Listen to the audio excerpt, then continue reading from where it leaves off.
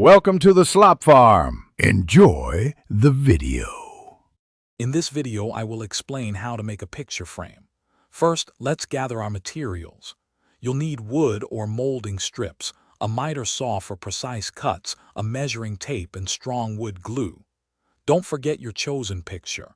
Measure its exact dimensions to ensure a perfect fit.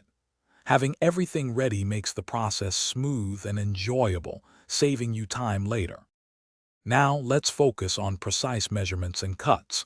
Measure your picture's length and width, adding about 1/8 of an inch for the rabbet. Set your miter saw to a 45-degree angle. Carefully cut 4 pieces of wood, 2 for the longer sides and 2 for the shorter sides.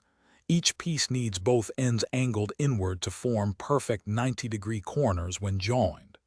Accuracy here is key. With your pieces cut, it's time for assembly.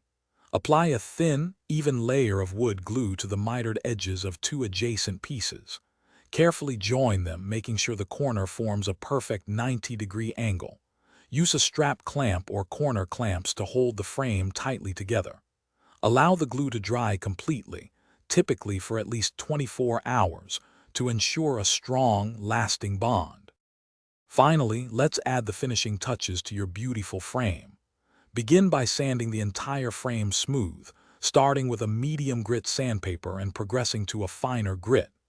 Next, apply your desired finish, whether it's paint, stain, or a clear sealant, allowing it to dry thoroughly. Lastly, insert your picture, the backing board, and secure them with flexible points or glazier's points. Thanks for watching. Consider subscribing if we helped you today.